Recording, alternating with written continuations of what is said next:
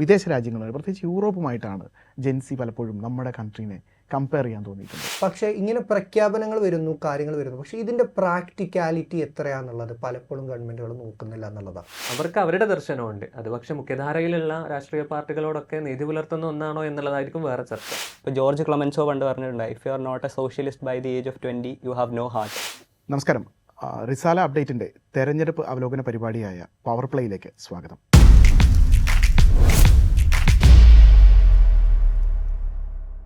പതിനെട്ടിനും 29നും ഇടയിൽ പ്രായമുള്ള ആളുകളെയാണ്, ആ വിഭാഗത്തെയാണ് നമ്മൾ ജെൻസി എന്ന് പൊതുവെ വിശേഷിപ്പിക്കാറുള്ളത്. കേരളത്തിൽ അവസാനം തെരഞ്ഞെടുപ്പ് കമ്മീഷൻ പുറത്തുവിട്ട കണക്കുകൾ പ്രകാരം 4 ലക്ഷത്തിലധികമാണ് ഈ വിഭാഗത്തിൽപ്പെടുന്ന വോട്ടർമാരുടെ എണ്ണം എന്നാണ് വ്യക്തമാകുന്നത്. ഈ ഒരു സാഹചര്യത്തിൽ ഈ വിഭാഗം വോട്ടർമാരുടെ രാഷ്ട്രീയ താല്പര്യങ്ങൾ, അവരുടെ ഇഷ്ടങ്ങൾ, അവരുടെ വികസന സങ്കല്പങ്ങളൊക്കെ തിരഞ്ഞെടുപ്പിൽ വലിയ സ്വാധീന ശക്തിയാകുമെന്ന് ഉറപ്പാണ്. ഇന്ന് നമുക്കൊപ്പം ഇത്തരം വിശേഷങ്ങൾ പങ്കുവയ്ക്കുന്നത് ജെൻസി വിഭാഗത്തിൽപ്പെട്ടുള്ള 3 വോട്ടർമാരാണ്. മുഹമ്മദ് അജീർ, മുഹമ്മദ് ബാദ്ഷാ, അഫ്താബൻ. 3 പേരും നിയമവിദ്യാർത്ഥികളാണ് അല്ലേ? എങ്ങനെയാണ് ഈ തെരഞ്ഞെടുപ്പ് ഏകദേശം പടിവാതിൽക്കൽ എത്തി നിൽക്കുമ്പോൾ ഈ പ്രചരണം ഒക്കെ കൊണ്ടുപിടിച്ച് രാഷ്ട്രീയ പാർട്ടികൾ നടത്തുന്നത്, എങ്ങനെയാണ് നിങ്ങൾ ഈ തെരഞ്ഞെടുപ്പിനെയൊക്കെ കാണുന്നത്? തെരഞ്ഞെടുപ്പുകളെ എപ്പോഴും ജനാധിപത്യ ഒരു സംവിധാനത്തിനുള്ളിൽ വളരെ അനിവാര്യമായ, എല്ലാവരും പങ്കുചേരേണ്ട, പ്രായപൂർത്തിയെത്തിയ എല്ലാവരും പങ്കുചേരേണ്ട ഒരു സംവിധാനം എന്നുള്ള രീതിയിൽ തീർച്ചയായിട്ടും വലിയ പ്രസക്തിയുണ്ട്. പ്രത്യേകിച്ച് ഈ ഒരു അവസരത്തിൽ ഇപ്പോൾ ത്രിതല പഞ്ചായത്ത് തെരഞ്ഞെടുപ്പുകളൊക്കെ കഴിഞ്ഞു. യുവാക്കൾ വളരെ സജീവമായി പങ്കെടുത്ത, സ്ഥാനാർത്ഥികളായി വരെ വന്ന ഒരു തെരഞ്ഞെടുപ്പായി നമുക്ക് കഴിഞ്ഞ തെരഞ്ഞെടുപ്പിൽ നിന്ന് ആ വ്യത്യാസം മനസ്സിലാകും. അപ്പോൾ ഇപ്രാവശ്യത്തെ നിയമസഭാ തെരഞ്ഞെടുപ്പിനും അത് ആ പ്രസക്തിയുണ്ട്. യുവാക്കളുടെ അമിതമായ പൊതുവെ ഈ ഡിറ്റാച്ച്ഡ് ആണ് ജെൻസി എന്നാണ് പറയുന്നത്. ഈ പൊളിറ്റിക്സിൽ നിന്നുള്ള ഒരു വിരക്തി അല്ലെങ്കിൽ പൊളിറ്റിക്സിനോടുള്ള താല്പര്യമില്ലായ്മ ജെൻസി വിഭാഗത്തിനിടയിൽ വളർന്നു വരുന്നു എന്നുള്ള രീതിയിലൊരു നിരീക്ഷണമൊക്കെ പൊതുവെ ഉണ്ടാവാറുണ്ട്. അങ്ങനെ സത്യത്തിലുണ്ടോ? ഞാനതിനെ പൂർണ്ണമായിട്ട് പിന്തുണയ്ക്കുന്ന അല്ലെങ്കിൽ അങ്ങനെ അനുഭവപ്പെടുന്ന ഒരാളല്ല.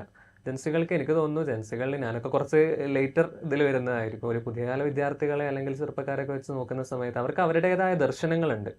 അത് രൂപപ്പെടുന്ന പല സ്വാധീന ഘടകങ്ങളുണ്ട്. അവർക്ക് അവരുടെ ദർശനമുണ്ട്. അത് പക്ഷേ മുഖ്യധാരയിലുള്ള രാഷ്ട്രീയ പാർട്ടികളോടൊക്കെ നീതി പുലർത്തുന്ന ഒന്നാണോ എന്നുള്ളതായിരിക്കും വേറെ ചർച്ച. അപ്പം അങ്ങനെയാണെന്ന് തോന്നുന്നു അതിൽ യഥാർത്ഥത്തിൽ സംഭവിക്കുന്നത്. ബാദ്ഷാ, അങ്ങനെ ഒരു മാറ്റം തോന്നാറുണ്ടോ? അതായത് ഈ രാഷ്ട്രീയ പാർട്ടികളൊന്നും പോരാ, അല്ലെങ്കിൽ ഒരു പുതിയ കാഴ്ചപ്പാടുകൾ, പുതിയ വികസന സങ്കല്പങ്ങൾ മുന്നോട്ട് വയ്ക്കുന്ന ആരെങ്കിലുമൊക്കെ വേണം എന്നൊക്കെ തോന്നാറുണ്ടോ? അങ്ങനെ ഒരു പൊതുവെ ഇപ്പോഴുള്ള ഒരു രാഷ്ട്രീയ മുഖ്യധാരയിൽ നിന്ന് ഒരു മാറ്റം വേണമെന്നൊക്കെ തോന്നാറുണ്ടോ? അങ്ങനെയല്ല. രാഷ്ട്രീയ പാർട്ടികൾ എന്നുള്ളത് എക്കാലത്തും അവരുടേതായ ആശയങ്ങൾ ഓരോ രാഷ്ട്രീയ പാർട്ടികൾ, ഇന്ത്യയിലുള്ള പൊളിറ്റിക്കൽ സിസ്റ്റം നമ്മൾ നോക്കുകയാണെങ്കിൽ മുന്നോട്ട് വയ്ക്കുന്നവരാണ്. തീവ്ര വർഗീയ സംഘടനകൾ ഉണ്ടാവാം, അല്ലെങ്കിൽ തീവ്രമായ ആശയങ്ങളുള്ളവരുണ്ടാവാം, മൃദു സമീപനങ്ങളുള്ളവരുണ്ടാവാം, അല്ലെങ്കിൽ ഒരു നമ്മൾ പൊതുവെ ലെഫ്റ്റ് ആൻഡ് റൈറ്റ് എന്നുള്ള രൂപത്തിലാണല്ലോ നമ്മൾ ക്ലാസിഫൈ ചെയ്യല്. ഇതിൻ്റെ ഇടയിൽ ഒരു മിഡ് റൈറ്റ് എന്നുള്ളൊരു ടീമിനെ നമ്മൾ ക്ലാസിഫൈ ചെയ്യും. ഇപ്പോൾ നമ്മൾ ജെൻസിൻ്റെ ഒരു പൊളിറ്റിക്സ് നോക്കുകയാണെങ്കിൽ നമ്മൾ കുറച്ചും കൂടി ഒരു ലെഫ്റ്റ് എന്നുള്ളൊരു ഇതിലേക്കാണ് പോവുക. ലെഫ്റ്റ് എന്നതിൻ്റെ അർത്ഥം ഒരിക്കലും അതൊരു കമ്മ്യൂണിസം എന്നുള്ളതിൽ മാത്രമല്ല. അതായത് തീവ്ര വലതുപക്ഷ ചിന്താഗതി ഇല്ലാത്ത എല്ലാവരെയും നമുക്ക് ലെഫ്റ്റായിട്ട് കാറ്റഗറൈസ് ചെയ്യാൻ പറ്റും. ഇപ്പോൾ ജെൻസി എപ്പോഴും നോക്കുന്നത്, നമ്മൾ ഇപ്പോൾ സമീപകാലങ്ങളിൽ നോക്കിയാൽ, ഇന്ത്യയിൽ നിന്നുള്ളതല്ല ലോകത്തിൽ തന്നെ നോക്കിയാൽ ലെഫ്റ്റിൻ്റെ ഒരു ആശയത്തിലേക്കാണ് ജെൻസിയുടെ പോക്ക്.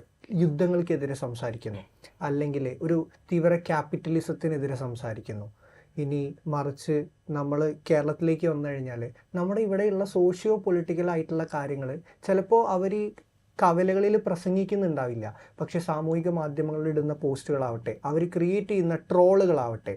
ഇപ്പോൾ ഏറ്റവും അടുത്ത് നമ്മൾ കണ്ടത് ഈ തദ്ദേശ തെരഞ്ഞെടുപ്പുമായി ബന്ധപ്പെട്ട് ഏറ്റവും കൂടുതൽ രാഷ്ട്രീയ പാർട്ടികൾ നടത്തിയത് ട്രോളിലൂടെയുള്ള പ്രചരണങ്ങളായിരുന്നു. അപ്പോൾ അത് അവർ നടത്തുന്നത് എന്താണെന്ന് വെച്ച് കഴിഞ്ഞാൽ കുറച്ചും കൂടി ജെൻസിയെ സ്വാധീനിക്കുന്നു, അല്ലെങ്കിൽ ജെൻസികളായിട്ടുള്ള ആളുകൾ ഈ രാഷ്ട്രീയ മേഖലയിലേക്കുള്ള കടന്നുവരവ് ഈ ട്രോളുകളിലൂടെ നമുക്ക് വ്യക്തമാവുന്നുണ്ട് എന്നുള്ളതാണ്. അപ്പോൾ ഈ ചാനലുകളൊക്കെ കാണാറുണ്ടോ? പത്രങ്ങളൊക്കെ വായിക്കാറുണ്ടോ? ഇത്തരം പ്രത്യേകിച്ച് രാഷ്ട്രീയ വാർത്തകളൊക്കെ എങ്ങനെയാണ് ശ്രദ്ധിക്കാറുണ്ടോ? തീർച്ചയായും. പണ്ടത്തെ, ഇപ്പോൾ എൻ്റെ ഒരു ഓർമ്മ ശരിയാണെങ്കിൽ എൻ്റെ ഇതിലേക്കുള്ള ആദ്യത്തെ കാൽവെപ്പ് എന്ന് പറയുന്നത് വൈകുന്നേരങ്ങളിൽ അല്ലെങ്കിൽ രാത്രി സമയ ഭക്ഷണങ്ങളിൽ നമ്മുടെ മാതാപിതാക്കൾ അല്ലെങ്കിൽ പ്രത്യേകിച്ച് വാപ്പ എന്ത് ചെയ്യും, ചാനൽ ചർച്ചകൾ കാണും. അതായിരുന്നു ഇതിൻ്റെ ഒരു തുടക്കം. അന്നത്തെ കാലയളവിൽ നിന്നും ഒരു ഡീഗ്രഡേഷൻ ഒരു പരിധി വരെ സംഭവിച്ചിട്ടുണ്ട് എന്ന് തോന്നിയിട്ടുണ്ട് ചില സമയങ്ങളിലായിട്ട്. അതായത് ചർച്ചകൾ പലപ്പോഴും അങ്ങോട്ടും ഇങ്ങോട്ടുമുള്ള വഴക്കുകളിലേക്ക് മാത്രം അല്ലെങ്കിൽ വാഗ്വാദങ്ങളിലേക്ക് മാത്രം നയിക്കുന്നു. ചർച്ച ചെയ്യപ്പെടുന്ന വിഷയത്തിൽ നിന്ന് തന്നെ പൂർണ്ണമായും തെന്നി മാറി പണ്ട് നടന്നതായിട്ടുള്ള കാര്യങ്ങൾ അങ്ങോട്ടും ഇങ്ങോട്ടും കരിവാരി തീർക്കുന്ന ഒരു രീതിയിലേക്ക് പല സമയങ്ങളിലും പോകുന്നതായിട്ട് തോന്നിയിട്ടുണ്ട്. പിന്നെ ബാദിഷ പറഞ്ഞതിനോട് ചേർത്ത് വെക്കാനാണെങ്കിൽ ഇപ്പോൾ ജോർജ് ക്ലമൻസോ പണ്ട് പറഞ്ഞിട്ടുണ്ട്, if you are not a socialist by the age of 20 you have no heart, if you are still a socialist at the age of 30 you have no brain. അപ്പോൾ അത് വേറൊരു തരത്തിലുള്ള വീക്ഷണമാണ്. ഇപ്പോൾ ഈ ചില സമയത്ത് ജെൻസികൾ പൊതുവെ അവരുടെ രാഷ്ട്രീയം പുറത്ത് പറയാൻ താല്പര്യപ്പെടാത്തതിൻ്റെ ഒരു കാരണമായിട്ട് എനിക്ക് തോന്നിയിട്ടുള്ളതെന്ന് പറഞ്ഞു കഴിഞ്ഞാൽ, അത് പറയുന്ന ആ സമയത്ത് അവർ പലരുടെയും ശത്രുക്കളായി മാറാൻ ഒരു സാധ്യതയുണ്ട്. അവരുടെ കൂട്ടുകാർക്കിടയിൽ അല്ലെങ്കിൽ മറ്റാളുകൾക്കിടയിൽ അവരൊരു വിമുഖൻ അല്ലെങ്കിൽ വേറൊരാളാകാനുള്ളൊരു സാധ്യതയുടെ പുറത്ത് അവരൊരു ഭയപ്പാട് അവരുടെ ഉള്ളിലുണ്ട് എന്ന് ചില സമയങ്ങളിൽ തോന്നിയിട്ടുണ്ട്. അതിനപ്പുറത്തേക്ക് ഇതിൻ്റെ നന്മകൾ അല്ലെങ്കിൽ രാഷ്ട്രീയത്തിൽ ഇടപെടുന്നത് കൊണ്ടുള്ള നന്മകൾ, രാഷ്ട്രീയ അല്ലെങ്കിൽ രാജ്യം പടുത്തുയർത്തുന്നതിലൊരു ഭാഗവാക്കാകാൻ സാധിക്കുന്നു എന്നുള്ള മൂല്യങ്ങൾ അവരിലേക്ക് എത്തിക്കാനും ഈ രാഷ്ട്രീയ പാർട്ടികൾക്ക് ഒരു പരിധിവരെ കഴിയുന്നുണ്ടോ എന്നുള്ളൊരു വലിയൊരു ചോദ്യമാണ്. നൈമിഷികമായിട്ടുള്ള ഒത്തുചേരലിലുള്ള സന്തോഷങ്ങളും അല്ലെങ്കിൽ ഒരു ആളുകളോട് ചേർന്ന് നിൽക്കുന്നതിനുള്ള സന്തോഷങ്ങൾക്ക് അപ്പുറത്ത് ഈ രാഷ്ട്ര നിർമ്മാണം എന്നുള്ളൊരു വലിയ ഉന്നമനത്തിന് വേണ്ടിയാണ് താങ്കൾ പ്രവർത്തിക്കുന്നതെന്ന് അവർക്ക് മനസ്സിലാക്കി കൊടുക്കാൻ രാഷ്ട്രീയ പാർട്ടികൾക്ക് സാധിക്കുന്നുണ്ടോ എന്നുള്ള ഒരു ചോദ്യമായി നിലനിൽക്കും. ഇത് നമ്മൾ പറഞ്ഞു വരുമ്പോൾ ഈ കേരളത്തിൻ്റെ കാര്യം എടുക്കുമ്പോൾ, കേരളത്തിൽ ഇപ്പോൾ സർക്കാരിൻ്റെ മാറി വന്ന സർക്കാരുകൾ പുതിയ വികസന പ്രവർത്തനങ്ങൾ പല കാര്യങ്ങളും ഇപ്പോൾ സോഷ്യൽ മീഡിയയിലൂടെ തന്നെ സർക്കാർ ജെൻസിയെ ടാർഗറ്റ് ചെയ്ത് തന്നെ പല വിവരങ്ങളും കൺവേ ചെയ്യാൻ ശ്രമിക്കുന്നു. പ്രതിപക്ഷമായിക്കൊള്ളട്ടെ, അവരും ഇത്തരത്തിലുള്ള കാര്യങ്ങളൊക്കെ ആയിട്ട് മുന്നോട്ട് പോകുന്നു. സത്യത്തിൽ കേരളത്തിൻ്റെ ഈ ഉയർത്തിക്കാട്ടപ്പെടുന്ന ഒരു വികസന മോഡലിൽ തൃപ്തരാണോ ജെൻസി? അജീറിന് അങ്ങനെ തോന്നിയിട്ടുണ്ടോ? ഇതൊക്കെ ഓക്കെയാണ്, നമുക്ക് ആവശ്യമുള്ളതെല്ലാം ഉണ്ടാവുന്നുണ്ട് അല്ലെങ്കിൽ ഉണ്ടായിക്കൊണ്ടിരിക്കുന്നു, അങ്ങനെ ഒരു തോന്നലുണ്ടോ? എനിക്ക് തോന്നുന്നു ഇത് വളരെ കോംപ്ലിക്കേറ്റഡ് ആയ ഒരു ക്വസ്റ്റ്യനാണ്. ഒരുപാട് സാമൂഹിക വിഷയങ്ങൾ ഒരേ സമയം വന്ന് പങ്കുചേരുന്ന ഒരു നിർണായക ചോദ്യമാണ്. പൊതുവിൽ എനിക്ക് തോന്നുന്നു ജനവികാരത്തിൽ ഒരു യൂത്തിനിടയിൽ സർക്കാരിൻ്റെ പ്രവർത്തനങ്ങളിൽ അവരത്ര സന്തുഷ്ടരല്ല എന്ന് തോന്നുന്നു. കാരണം ഇപ്പോൾ എല്ലാ വർഷവും 2023-24 വർഷങ്ങൾക്കൊക്കെ ശേഷം ആളുകൾ യുവാക്കൾ മൈഗ്രേറ്റ് ചെയ്യുന്നതിൻ്റെ അളവ് വളരെ കൂടുതലാണ്. ഓരോ വർഷവും കേരളത്തിൽ നിന്ന് മാത്രം 40,000-ലേറെ ആളുകൾ പുറത്തേക്കുള്ള കൺട്രികളിലേക്ക് പോകുന്നു. അവരും അറേബ്യൻ കൺട്രികൾ ഒഴിവാക്കി ഒരു വെസ്റ്റേൺ കൺട്രികളിലേക്കാണ് പോകുന്നത്. അപ്പോൾ വെസ്റ്റേൺ കൺട്രികളിലേക്ക് ചേക്കേറുമ്പോൾ നമ്മൾ അവിടെ കിട്ടുന്നൊരു സ്വാതന്ത്ര്യം അതെനിക്ക് തോന്നുന്നു അറേബ്യൻ കൺട്രീസിൽ കിട്ടുന്നതിനേക്കാൾ വലുതായിരിക്കാം ഒരു പക്ഷേ. അത് കേരളത്തിൽ ലഭിക്കുന്നില്ല. അപ്പോൾ അത് പല മേഖലകളുമായി ബന്ധപ്പെട്ടിട്ടുണ്ടാവും. വിദ്യാഭ്യാസ, സാമൂഹിക, അതുപോലെ ആരോഗ്യ മേഖല എന്ന് തുടങ്ങിയ പല മേഖലകളിൽ. അപ്പോൾ അത്രത്തോളം സന്തുഷ്ടരാണെങ്കിൽ, മാറി വരുന്ന ഭരണത്തിലോ അല്ലെങ്കിൽ സാമൂഹിക സാഹചര്യത്തിലോ സന്തുഷ്ടരാണെങ്കിൽ അങ്ങനെയൊന്നും സംഭവിക്കില്ല എന്ന് തോന്നുന്നു. പൊതുവേ അത്തരത്തിലൊരു വികാരം ഇല്ല എന്നാണ് എനിക്കൊരു അനുഭവപ്പെടുന്നത്. വളരെ കൂട്ടുചേരുന്ന അല്ലെങ്കിൽ എല്ലാം ഗുണകരമാണെന്ന് തോന്നുന്നൊരു സമീപനം. ബാഷിക്ക് അങ്ങനെ ഒരു അഭിപ്രായം ഉണ്ടോ? എത്തരത്തിലാണ് കേരളത്തിലെ ഈ ഒരു രാഷ്ട്രീയ സാഹചര്യത്തോട് അല്ലെങ്കിൽ വികസന സങ്കല്പങ്ങളോടൊക്കെ പൊരുത്തപ്പെടുന്നത്? നമ്മുടെ അഡ്മിനിസ്ട്രേഷന് നമ്മൾ ഇന്ത്യയിൽ നോക്കുകയാണെങ്കിൽ ഏറ്റവും ബെസ്റ്റ് അഡ്മിനിസ്ട്രേഷനാണ്. ഹെൽത്ത് ആവട്ടെ, എഡ്യൂക്കേഷൻ ആവട്ടെ, ബാക്കി എന്ത് ഫെസിലിറ്റി ആവട്ടെ. അജീർ പറഞ്ഞതിൽ എനിക്കൊരു എതിർപ്പുള്ള എന്താണെന്ന് വെച്ച് കഴിഞ്ഞാൽ, മൈഗ്രേഷൻ ഒരിക്കലും നമ്മൾ ഇവിടുത്തെ സംവിധാനങ്ങളോടുള്ള മോശം കൊണ്ട് മൈഗ്രേറ്റ് ചെയ്യുന്നു എന്ന് പറയില്ല. പിന്നെ നമ്മൾ എന്തുകൊണ്ട് അറേബ്യൻ കൺട്രീസിലേക്ക് മൈഗ്രേറ്റ് ചെയ്യാത്തതെന്ന് വെച്ച് കഴിഞ്ഞാൽ അവിടുത്തെ റൂൾസ് സ്ട്രിക്റ്ററാണ്. പിന്നെ നമ്മളവിടെ അവരവരുടെ പൗരന്മാരോ അല്ലെങ്കിൽ അവരുടെ ഒരു ലിബർട്ടി എന്നുള്ളൊരു കൺസെപ്റ്റിലേക്ക് നമുക്ക് കിട്ടുന്നില്ല. അവിടുത്തെ തന്നെ ഒരു മൊണാർക്കിയൽ സിസ്റ്റം ആണല്ലോ ഭൂരിപക്ഷ അറബ് രാജ്യങ്ങളും. നമ്മൾ യൂറോപ്പിലേക്കും ഇവിടേക്കും ഷിഫ്റ്റ് ചെയ്യുന്നതിന് 2 കാരണങ്ങളുണ്ട്. ഒന്ന്, നമ്മുടെ ഇവിടുത്തെ വിദ്യാഭ്യാസ സിസ്റ്റത്തിൻ്റെ പ്രശ്നമാണ്. നമ്മുടെ ഇവിടുത്തെ വിദ്യാഭ്യാസ സിസ്റ്റം എന്ന് പറഞ്ഞു കഴിഞ്ഞാൽ നമ്മൾ വെറും തിയററ്റിക്കൽ മാത്രമാണ്. പ്രാക്ടിക്കലായിട്ട് ഇവിടുത്തെ ഒരു വിദ്യാഭ്യാസം കിട്ടുന്നത് ഞാൻ മനസ്സിലാക്കിയെടുത്തോളം മെഡിക്കൽ സ്റ്റുഡൻസിന് മാത്രം. ബാക്കി ലോ കോളേജ് ആവട്ടെ, ബാക്കി എന്ത് പ്രൊഫഷണൽ ഡിഗ്രി ആവട്ടെ, നമുക്ക് ഇൻറ്റേൺഷിപ്പ് എന്നുള്ളത് ജസ്റ്റ് ഒരു പേരിന് നടത്തുന്നു, അല്ലെങ്കിൽ അതിൻ്റെ ഒരു സീരിയസ്നെസ് നമ്മൾ മനസ്സിലാക്കുന്നില്ല. അല്ലെങ്കിൽ നമുക്ക് പഠനത്തോടൊപ്പം പാർട്ട് ടൈം ചെയ്യാൻ പറ്റുന്നില്ല. രാവിലെ 8:30 മുതൽ 3:30 വരെ അല്ലെങ്കിൽ 4:00 വരെ നല്ലൊരു സമയവും നമ്മൾ എന്ത് ചെയ്യുന്നു, നമ്മൾ പഠനത്തിന് വേണ്ടി മാറ്റിവെക്കുന്നു. എന്നാൽ ഇത്തരം രാജ്യങ്ങളിൽ PG സ്റ്റുഡൻസിന് ആഴ്ചയിൽ 3 ദിവസം ക്ലാസ്, ബാക്കിയുള്ള 4 ദിവസം അവർക്ക് വർക്ക് ചെയ്യാം. ഇനി 4 ദിവസം അവർ വർക്ക് ചെയ്യേണ്ട, 2 ദിവസം വർക്ക് ചെയ്താൽ തന്നെ അത്യാവശ്യം ലിവിങ് എക്സ്പെൻസിനും കാര്യങ്ങൾക്കും കിട്ടും. പിന്നെ അവിടുത്തെ മണിയുടെ വാല്യൂ നമ്മുടെ ഇവിടത്തേക്കാളും ഹയറാണ്. നമ്മുടെ ഇവിടുത്തെ സിസ്റ്റം എന്ന് പറഞ്ഞു കഴിഞ്ഞാൽ, ഇപ്പോൾ ഈ പറഞ്ഞ നമ്മൾ ഈ മൈഗ്രേറ്റ് ചെയ്യപ്പെടുന്ന രാജ്യങ്ങളെന്ന് പറയുന്നത് UK ആവട്ടെ, US ആവട്ടെ, ഇവിടെയൊക്കെ നമ്മൾ ശരിക്കും ഒരു ഡെർമറ്റോളജിയുടെ ഒരു ഡോക്ടറെ കാണണമെങ്കിൽ നമുക്ക് അറൗണ്ട് ഒരു 6 മാസത്തെ വെയിറ്റിംഗ് ലിസ്റ്റിൽ നമ്മൾ കാത്തിരിക്കണം. അപ്പോൾ ഹെൽത്ത് സിസ്റ്റം അത്രയും ബാക്ക്വേർഡാണ്. എന്നാൽ നമുക്കിവിടെ അങ്ങനെ ഒരു പ്രശ്നമുണ്ടോ? നമുക്കിവിടെ ഒരു ഗവൺമെൻറ് ആശുപത്രി പോയിട്ട് ഡോക്ടർ കണ്ടില്ലെങ്കിൽ 2-ാം ദിവസം ആശുപത്രിയിലേക്ക് പ്രതിഷേധമായിട്ട് ചെല്ലും. ഇപ്പോൾ ഏറ്റവും അടുത്ത് നമ്മൾ ഇന്നലെ കണ്ടു ആരോഗ്യമന്ത്രിക്ക് നേരെയുള്ള ഒരു പ്രതിഷേധം. അത് ഒരു 4 സ്റ്റെപ്പ് ഉള്ളിൽ മറന്നു വെച്ചു. അതൊക്കെ ഏറ്റവും ഗൗരവകരമാണ്. പക്ഷേ ഇവിടുത്തെ സിസ്റ്റം അതാണ്. നമ്മളൊരു ആശുപത്രി ചെല്ലുന്നു, ഡോക്ടറെ നമ്മൾ കാണുന്നില്ല, നമ്മൾ അടുത്തത് പ്രശ്നം ഉണ്ടാക്കുകയാണ്. മീഡിയ വരുന്നു, അറ്റൻഷൻ ആവും, വലിയ പ്രശ്നങ്ങളാവുന്നു. 10% മാത്രമാണ് നമ്മുടെ അവിടെ മെഡിക്കൽ നെഗ്ലിജൻസ്. പല വികസിത രാജ്യങ്ങളുടെ മെഡിക്കൽ നെഗ്ലിജൻസിനെ അപേക്ഷിച്ച് നോക്കുമ്പോൾ വളരെ കുറവാണ്. നമ്മൾ അതിനെ തന്നെ വലിയൊരു പാതകമായിട്ട് കാണുന്നുണ്ട്. പിന്നെ വിദ്യാഭ്യാസ മേഖല സൗജന്യമാണ്. നമുക്ക് വിദ്യാഭ്യാസം, നമ്മളൊരു വെൽഫെയർ സ്റ്റേറ്റ് ആണല്ലോ നമ്മുടെ ഭരണഘടന പറയുന്ന പോലെ തന്നെ. ആ വെൽഫെയർ സ്റ്റേറ്റിൻ്റെ ഭാഗമായിട്ട് നമ്മൾ നിൽക്കുമ്പോൾ നമുക്ക് സൗജന്യമായ വിദ്യാഭ്യാസം ലഭിക്കുന്നു, സൗജന്യമായ ആരോഗ്യ മേഖല, അതായത് അവയവമാറ്റ ശസ്ത്രക്രിയകൾ, ലക്ഷങ്ങൾ വരുന്ന അവയവമാറ്റ ശസ്ത്രക്രിയകൾ വരെ നമുക്ക് സൗജന്യമായിട്ട് കിട്ടുന്നു. അപ്പോൾ ഇവിടുത്തെ അഡ്മിനിസ്ട്രേഷൻ്റെ പ്രശ്നം കൊണ്ടല്ല, ഒരു രാജ്യത്തിൻ്റെ ഏറ്റവും വലിയ റിസോഴ്സ് എന്ന് പറയുന്നത് ഹ്യൂമൻ ക്യാപിറ്റലാണ്. നമ്മൾ വിദേശ രാജ്യങ്ങളിലേക്ക് ഈ അറബ് രാജ്യങ്ങളിലേക്ക് പോകാത്തത് അവിടെ ഈ ഹ്യൂമൻ ക്യാപിറ്റൽ വളരെ കൂടുതലാണ്. പിന്നെ നമ്മൾ ഒപ്റ്റ് ചെയ്യുന്ന രാജ്യങ്ങൾ UK, സ്വിറ്റ്സർലാൻഡ്, ജപ്പാൻ, ഇവിടെയൊക്കെ ഏജിങ് പോപ്പുലേഷനാണ്. അപ്പോൾ അവർക്ക് ആവശ്യം എന്താ? യുവാക്കളായിട്ടുള്ള ആളുകൾ, അവരുടെ രാജ്യം മുന്നോട്ട് കൊണ്ടുപോകാൻ യുവാക്കളായിട്ടുള്ള ആളുകളെയാണ് വേണ്ടത്. സോ അവരെന്ത് ചെയ്യുന്നു, കുറച്ചും കൂടി അധികം നമുക്ക് ഓപ്പർച്യൂണിറ്റീസ് തരുമ്പോൾ സ്വാഭാവികമായിട്ട് നമ്മൾ മൈഗ്രേറ്റ് ചെയ്യുന്നു എന്നുള്ളതാണ്. അഫ്താബ് എന്തൊക്കെയോ ചിന്തിച്ച് വെച്ചിട്ടുണ്ട്. എന്താണ് അഫ്താബിൻ്റെ അഭിപ്രായം? അത് ഇപ്പോൾ ഇതിനോട് ചേർത്ത് പറയാനാണെങ്കിൽ മൈഗ്രേഷൻ്റെ മറ്റൊരു കാരണമായി എനിക്ക് തോന്നിയിട്ടുള്ളത് ഗെറ്റ് റിച്ച് ക്വിക്ക്, എത്രയും പെട്ടെന്ന് പണക്കാരനാവുക. അത് ഈ പ്രായത്തിൽ തന്നെ 20-30 വയസ്സിനിടയിൽ തന്നെ കഴിയുമെങ്കിൽ ഏറ്റവും സമ്പന്നനാവുക എന്നുള്ളൊരു ചിന്ത കുട്ടികൾക്കിടയിൽ പൊതുവേ ഉണ്ട്. അപ്പോൾ ഇതിനു വേണ്ടിയിട്ട് ഏറ്റവും മുൻപിൽ അവർ കാണുന്ന ഒരു ഓവർസീസ് എഡ്യൂക്കേഷനിലൂടെ പാർട്ട് ടൈമോ മറ്റു കാര്യങ്ങളോ ചെയ്ത് കഴിഞ്ഞാൽ അപ്പോൾ ഈ വാല്യൂ ചെയിൻ അല്ലെങ്കിൽ മോണിറ്ററി ചേഞ്ച് വരുമ്പോഴത്തേക്കും ഇവിടുത്തെ രൂപയുമായി വളരെയധികം വ്യത്യാസമുണ്ട്. അപ്പോൾ അത് നേടിയെടുക്കുക എന്നുള്ളൊരു ചിന്തയിൽ പുറത്ത് അവർ മൈഗ്രേറ്റ് ചെയ്യുന്നതൊരു കാരണമാണ്. പിന്നെ ഈ എഡ്യൂക്കേഷൻ ബേസ് ചെയ്ത് പറയുകയാണെങ്കിൽ ഇപ്പോൾ സ്കൂൾ ലെവലിൽ തന്നെ നമുക്ക് ഹ്യൂമാനിറ്റീസ് പഠിക്കുന്നു, അതിനൊപ്പം കണക്ക് പഠിക്കാൻ താല്പര്യമുള്ളൊരു കുട്ടിയാണെങ്കിൽ ഇവിടെ സാധിക്കില്ല. പക്ഷേ പുറം രാജ്യങ്ങളിലെ സ്കൂളുകളാണെങ്കിൽ സ്കൂളിൽ ഒരു അധ്യാപകൻ ക്ലാസ് എടുക്കുന്നുണ്ടാവും, അവിടേക്ക് കുട്ടികൾ വന്നിരിക്കുകയാണ് ചെയ്യുക. ഇപ്പോൾ മാത്സിൻ്റെ ക്ലാസ് നടക്കുന്ന ക്ലാസ് മുറിയിലേക്ക് മാത്സ് ഓപ്റ്റ് ചെയ്തവരെല്ലാവരും വന്നിരിക്കും, അവിടെ ക്ലാസ് നടക്കുന്നു. അപ്പോൾ അവർക്ക് ഇൻന്യൂമറബിൾ പല രീതിയിലുള്ള കോമ്പിനേഷൻസ് പോസിബിളാണ്. അപ്പോൾ മാത്സിനൊപ്പം ഹിസ്റ്ററി പഠിക്കാം. അപ്പോൾ എങ്ങനെയും കോമ്പിനേഷൻസ് ചെയ്യാം. അവരുടെ താല്പര്യങ്ങൾക്കനുസരിച്ച് അവർക്ക് എഡ്യൂക്കേഷൻ സിസ്റ്റത്തിൽ മാറ്റം വരുത്താൻ സാധിക്കുന്നുണ്ട്. കുട്ടികൾക്ക് തന്നെ ആ തീരുമാനം എടുക്കാൻ സാധിക്കുന്നുണ്ട്. അതൊരു വലിയ പ്ലസ് പോയിൻ്റായിട്ട് തോന്നിയിട്ടുണ്ട്. അത് നമുക്ക് ഇല്ലാത്ത ഒരു കാര്യമായിട്ടും തോന്നിയിട്ടുണ്ട്. അതുപോലെ തന്നെ ഗൈഡൻസ് കൗൺസിലേഴ്സ് എന്ന് പറയുന്നൊരു കോൺസെപ്റ്റ്, അതായത് ഓരോ കുട്ടികളും ഈ ഗൈഡൻസ് കൗൺസിലേഴ്സിന് ഇൻ്റർവ്യൂ പോലെ ഇപ്പോൾ നമ്മുടെ പഴയ കാലത്ത് അല്ലെങ്കിൽ ഇപ്പോഴും ചില അധ്യാപകർ തന്നെയാണ് ആ റോള് വഹിക്കുന്നത്. അവർ തന്നെ കുട്ടികളെ മെൻറ്റർ ചെയ്യുന്നൊരു രീതിയുണ്ട്. പക്ഷേ എപ്പോഴും അവർക്കത് സാധ്യമായിക്കൊള്ളണമെന്നില്ല. പക്ഷേ ശരിക്കും പറഞ്ഞാൽ നമ്മുടെ സംസ്ഥാനത്തെ ഒരു സിസ്റ്റം കുറച്ചുകൂടെ മാറ്റം വരുത്തേണ്ടതുണ്ടെന്നാണോ? അതോ ഇതൊക്കെ എന്ന് പറഞ്ഞു കഴിഞ്ഞാൽ നമുക്ക് അഭികാമ്യമായിട്ടുള്ള കുറച്ച് മാറ്റങ്ങളാണ് ചെയ്തു കഴിഞ്ഞാൽ വളരെ ചോദിക്കാൻ കാരണം നമ്മൾ ഇടയ്ക്കിടയ്ക്ക് സിസ്റ്റം ശരിയല്ല എന്നാണ് ഇപ്പോഴത്തെ ഒരു പൊതുപ്രയോഗമായിട്ട് അത് മാറുന്നുണ്ട്. പറഞ്ഞു വയ്ക്കാനുള്ള എന്താ വെച്ചാൽ സിസ്റ്റം ശരിയല്ല എന്നുള്ളതല്ല, പക്ഷെ നമ്മുടെ സിസ്റ്റം കുറച്ചുകൂടി പഴയതാണ്. നമ്മളൊന്ന് അപ്ഡേറ്റ് ചെയ്യേണ്ടത്. ഇപ്പോൾ ഒരു കൊറോണ ഇറയ്ക്ക് ശേഷം നമ്മുടെ ഹെൽത്ത് സിസ്റ്റം, നമ്മളിപ്പോഴും അതിന് മുമ്പാണ്, പക്ഷെ അതിന് ശേഷം നമ്മുടെ ഹെൽത്തിൽ ഉണ്ടായിട്ടുള്ള മാറ്റം, ഫോർ എക്സാമ്പിൾ പറഞ്ഞാൽ നമ്മുടെ ലൈഫ് എക്സ്പെക്റ്റൻസി എന്ന് പറയുന്നത് അറൗണ്ട് 75 years ആണ്.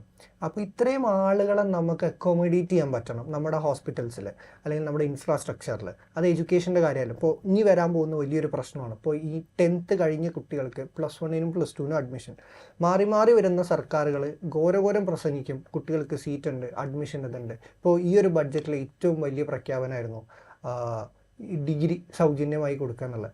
പക്ഷേ ഇങ്ങനെ പ്രഖ്യാപനങ്ങൾ വരുന്നു, കാര്യങ്ങൾ വരുന്നു, പക്ഷേ ഇതിൻ്റെ പ്രാക്ടിക്കാലിറ്റി എത്രയാണെന്നുള്ളത് പലപ്പോഴും ഗവൺമെൻറ്റുകൾ നോക്കുന്നില്ല എന്നുള്ളതാണ്. ഈ +1ൻ്റെ സീറ്റിൻ്റെത് ഏകദേശം 10,000-ഓളം സീറ്റ് ബാക്കിയാണ്. എന്നാൽ മറിച്ച് ഈ മലബാർ മേഖല വിട്ട് ഏറ്റവും കൂടുതൽ പോപ്പുലേഷൻ ഉള്ളൊരു മേഖലയാണ് മലബാർ മേഖല. ഏറ്റവും കൂടുതൽ ഗവൺമെൻറ്റിൻ്റെ അത് മാറി വരുന്ന ഏത് സർക്കാരുകളായാലും വലിയ അവഗണന വരുന്നൊരു ഏരിയ ആണല്ലോ മലബാർ. നേരെ നമ്മൾ തെക്കൻ ജില്ലകളിലേക്ക് പോയാൽ ഈ പറയുന്ന ഇൻഫ്രാസ്ട്രക്ചർ ആവട്ടെ, അതിൻ്റെ ഒരു കണക്ക് CAG ഇപ്പോൾ അടുത്ത് പുറത്തു വിട്ടിരുന്നു. അതായത് പത്തനംതിട്ടയിൽ ഒരു വ്യക്തിക്ക് 3000 വ്യക്തികൾക്ക് ഒരു ഗവൺമെൻറ് ഡോക്ടർ എന്നുള്ളതാണ് കണക്ക്. നേരെ മറിച്ച് മലപ്പുറം ജില്ലയിൽ വന്നാൽ 7000 ആളുകൾക്ക് ഒരു ഡോക്ടർ എന്നുള്ള കണക്ക്. ഏറ്റവും ലാസ്റ്റ് അപ്പോയിൻമെൻറ്റിൽ തിരൂർ MLA ഒക്കെ ഭയങ്കര രൂക്ഷമായിട്ട് നിയമസഭയിൽ അതിനെ വിമർശിച്ചിരുന്നു. അതായത് മലപ്പുറത്താകെ 4 അപ്പോയിൻമെൻറ്റ്സ് ആണ് ഡോക്ടർമാർ അതിലേക്ക് നടന്നത്. അപ്പോൾ നമ്മുടെ താലൂക്ക് ആശുപത്രികൾ, ജനറൽ ആശുപത്രികൾ ഇവയൊന്നും നമ്മൾ എക്യുപ്പൈ ചെയ്യുന്നില്ല.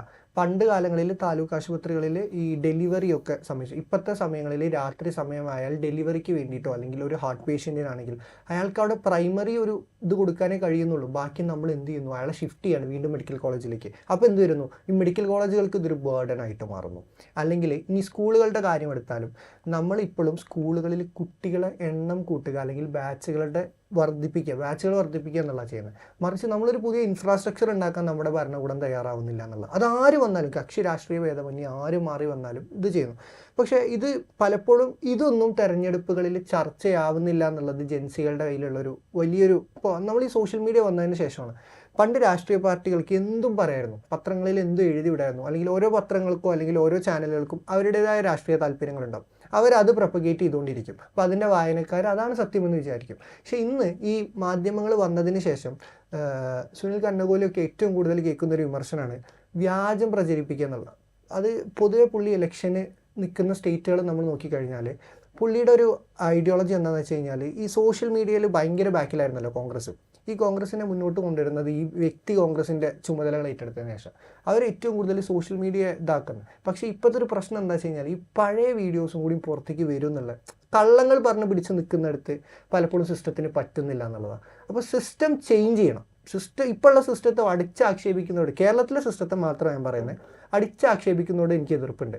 കാരണം നമ്മുടെ വരെ വളർന്നു വരുന്നൊരു ട്രെൻഡാണ് ഗവൺമെൻറ് ജോലി എന്നുള്ളത്. പലപ്പോഴും വിവാഹത്തിൻ്റെ ഒരു ഘടകമാണ് ഗവൺമെൻറ് ജോലിയുള്ള യുവാവ് എന്നുള്ളത്. നമ്മൾ നോക്കുകയാണെങ്കിൽ ഇന്ത്യയിൽ 26 സംസ്ഥാനങ്ങളിൽ നടക്കുന്ന അപ്പോയിൻമെൻറ്റിൽ ഏറ്റവും കൂടുതൽ അപ്പോയിൻമെൻറ്റ് നടക്കുന്നത് കേരളത്തിലാണ്. 2016 മുതൽ 2021 വരെ എഡെക്സ്, ഇന്ത്യൻ എക്സ്പ്രസിൻ്റെ വെബ്സൈറ്റിൽ പോസ്റ്റ് ചെയ്തിട്ടുണ്ട്. എഡെക്സിൻ്റെ വെബ്സൈറ്റിൽ, അതായത് അറൗണ്ട് 1.61 ലാക്ക്, 1.61 ലക്ഷം അപ്പോയിൻമെൻറ്റ്സ് നടന്നിട്ടുണ്ട്. അത് 2021 to 2024 എത്തുമ്പോൾ 1.11, അറൗണ്ട് 3 ലാക്കിൻ്റെ അടുത്ത്, 2 അറൗണ്ട് 3 ലാക്കിൻ്റെ അടുത്ത് അപ്പോയിൻമെൻറ്റ്സ് നടക്കുന്നുണ്ട്. അപ്പോൾ നമ്മുടെ സ്റ്റേറ്റ് എംപ്ലോയ് ചെയ്യുന്നുണ്ട്. കേരളത്തിലെ കണക്കനുസരിച്ചിട്ടാണെങ്കിൽ അവർ പറയുന്നത് 22% കേരളത്തിൽ അൺഎംപ്ലോയിഡ് ആണ്, എഡ്യൂക്കേറ്റഡ് ആയിട്ടുള്ള ആളുകൾ. അപ്പോൾ ഇവർക്കുള്ളൊരു ഓപ്ഷൻ എന്ന് പറഞ്ഞു കഴിഞ്ഞാൽ ഇത്രയും പേരെ നമുക്ക് അക്കോമഡേറ്റ് ചെയ്യാൻ പറ്റത്തുള്ളൂ. സത്യം പറഞ്ഞാൽ ഇതിൽ എത്ര വേക്കൻസീസ് ലെഫ്റ്റ് ഔട്ട് ചെയ്യുന്നുണ്ട് എന്നുള്ളത് ബാക്കിയാണ്. റെയിൽവേയിൽ 2 ലക്ഷം പോസ്റ്റ് ബാക്കിയുണ്ട്. അതുപോലെ തന്നെ ഇവിടെ ഇപ്പോൾ ഏറ്റവും അടുത്ത് പാലക്കാട് ചിറ്റൂർ ഗവൺമെൻറ് കോളേജിൽ 2 വേക്കൻസീസ് ഉണ്ടായിട്ട് 47 പേര് ആ പോസ്റ്റിന് വെയിറ്റ് ചെയ്ത് നിന്നിട്ട് ആ പോസ്റ്റിൻ്റെ അവരുടെ ആ ഒരു സമയം കഴിഞ്ഞു പോകാം. അപ്പോൾ ഇത് പ്രോപ്പറായിട്ട് അക്കോമഡേറ്റ് ചെയ്യാൻ കഴിയുന്നില്ല സ്റ്റേറ്റിന് പലപ്പോഴും. അങ്ങനെയാണ് അജീറിന് അങ്ങനെ തോന്നാറുണ്ടോ? അതായത് ഈ സിസ്റ്റം ചേഞ്ച് ചെയ്യണം എന്നുള്ള ഒരു തോന്നൽ വരാറുണ്ടോ?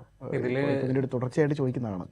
തുടക്കം മുതലേ നമ്മൾ പറയുന്നത് എനിക്ക് തോന്നുന്നു എല്ലാവർക്കും സമാന അഭിപ്രായമാണുള്ളത്. പിന്നെ സിസ്റ്റത്തെ പൂർണ്ണമായി പഠിക്കാതെ അതിനെ ഞാനത് കുറച്ചുകൂടെ അതിനെ ഒന്ന് പ്രിസൈസ് ചെയ്ത് പറയുകയാണെങ്കിൽ, ഇപ്പോൾ ഉള്ള രാഷ്ട്രീയ പാർട്ടികൾ അവരുടെ കാഴ്ചപ്പാടുകൾ ഇത് എല്ലാ തരത്തിലും നമ്മളോട് ചേർന്ന് പോകുന്നതല്ല എന്നൊരു തോന്നൽ നമ്മുടെ ഉള്ളിൽ ഉണ്ടാകുന്നുണ്ടോ? എനിക്ക് തോന്നുന്നു അങ്ങനെ ഒരു സംവിധാനം നിലനിൽക്കുന്നുണ്ട്. ഇപ്പൊ ഞാൻ നേരത്തെ ഫസ്റ്റ് പറഞ്ഞ ഞാൻ കുറച്ചുകൂടെ പേഴ്സണലായിട്ട് ചോദിക്കുകയാണ്. നമ്മൾ വോട്ട് ചെയ്തവരായിരിക്കുമല്ലോ നിങ്ങളൊക്കെ, ഏകദേശം 2 തെരഞ്ഞെടുപ്പിൽ വോട്ട് ചെയ്തതാണ് അല്ലേ?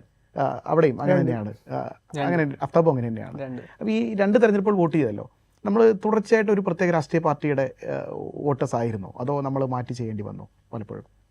അതെ, തികച്ചും വ്യക്തിപരമായ ആ ചോദ്യമാണ്. ഞാൻ ചോദിക്കാനുള്ള കാരണം എന്താണെന്ന് വെച്ചാൽ, നമ്മുടെ ഈ കാഴ്ചപ്പാടുകൾ പലപ്പോഴും പല മുന്നണികൾ അല്ലെങ്കിൽ പല സ്ഥാനാർത്ഥികൾ മുന്നോട്ട് വയ്ക്കുന്ന വികസന അല്ലെങ്കിൽ അവരുടെ നയങ്ങൾ പ്രത്യേകിച്ച് ജെൻസിയുടെ ഇടയിലൊക്കെ അങ്ങനെ ഒരു ഇമ്പാക്റ്റ് ഉണ്ടാകുന്നതായിട്ട് കേട്ടുന്നു. അങ്ങനെ ഉണ്ടോ സത്യത്തിൽ?